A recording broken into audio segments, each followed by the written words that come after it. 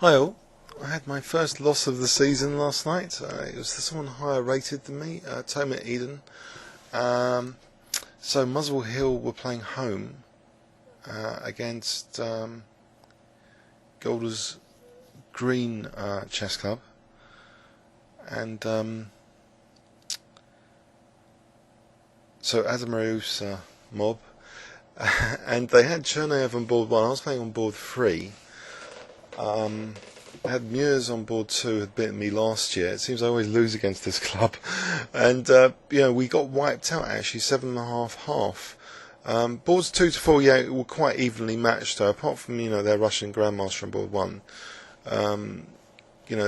We weren't totally outmatched on boards 2 to 4, but after that we were a bit outgraded by more than 10 points, I think, on each board after that. But yeah, so I was black, and I experimented with the Benko Gambit.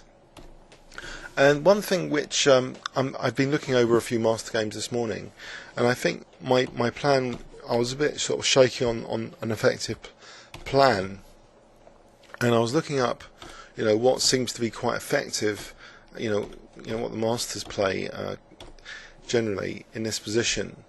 I chose Queen B6, but actually it seems Queen A5 has been doing well in the past. So the difference of the two, I think Queen A5 might be a bit more flexible than Queen B6, because the knight can go to B6 to C4 maybe, or maybe knight B6 C4, actually blocking in the bishop, but getting squares for knight C5 B3 square, maybe if white had played A4. So I think maybe this was a slightly inferior move, this Queen B6, but I'm no great exponent of the Benko Gambit, so partly it was a bit of a change from my normal sort of King's Engine, but I suppose I was a bit wary of being prepared against, because Toma Adamaru for myself, if you remember from previous videos, at the British Championship earlier in the year we had a good time in Torquay, and I was a bit wary of being prepared against in my King's Engine, so maybe I should have stuck with that anyway. But I had actually offered a draw quite early on in this game, because I wasn't that keen on playing Toma, who I was sort of quite friendly with in Torquay, so we were going every day to the tournaments, and it was a very good summer holiday, so this was not a game I was in a fiercely competitive mood to crush him off the board. So that's why I had not offered an early draw at about move 10, actually, just a move before. But no, we played on. He did pause for a bit, but I think the wrath of his team would have to be faced if he did accept a quick draw. So we played on. B3.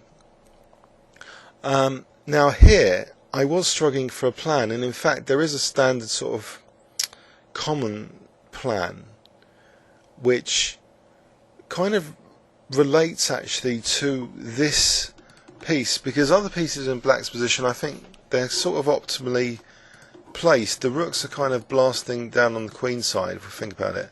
The knight's ready for sort of e5, and also for knight b6 to c4 potentially, or supporting c4, or c4 then knight c5, and the bishop's okay, and this bishop's good on the diagonal. So actually I think the problem piece with this position is actually this knight, and it seems when I was looking at master games that especially with Queen A5, that the common plan, and this was the plan Adams had played against me years ago when I played Michael Adams, one of the UK's strongest grandmasters, knight e8 to c7 to b5, because I think not only, well, it does something with that knight, it doesn't end up getting stranded like it did in this game, but it weakens white's queen side a bit. If this knight's exchanged off for this knight, then the queen side, like a2 is more vulnerable, and then b3 will be more vulnerable, and c4 will be more playable.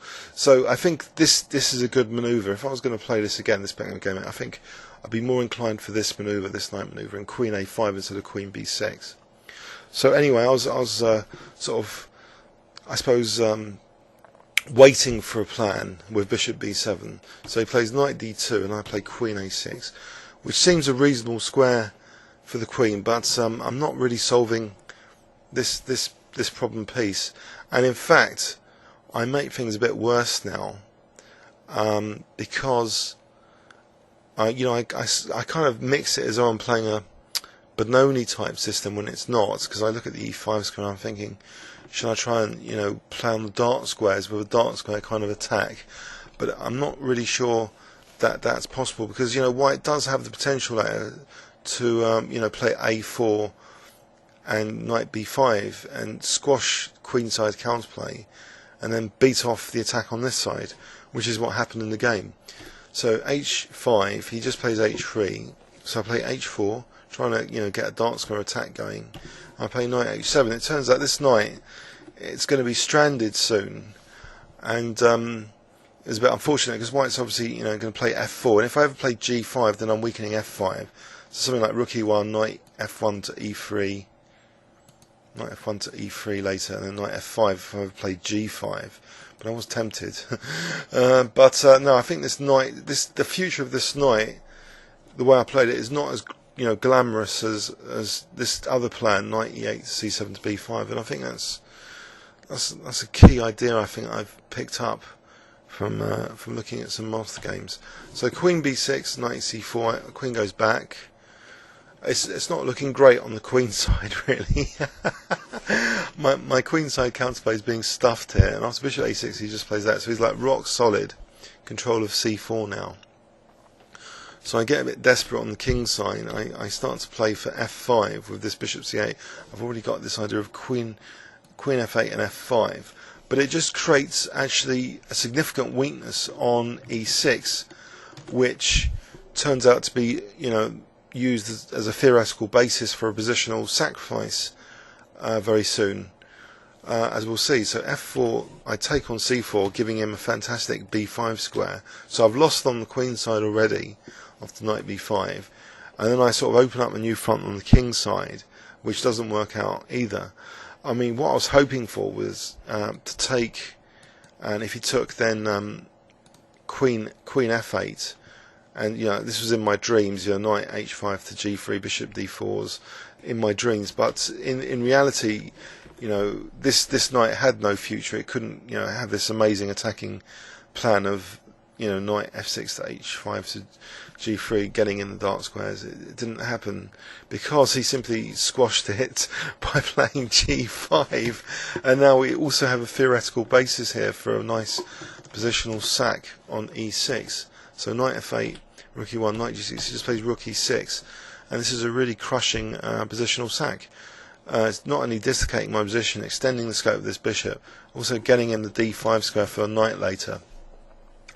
So it was a bit of a miserable game after this. Queen f8, I offer back the exchange. I don't want to lose f5 and allow queen f7.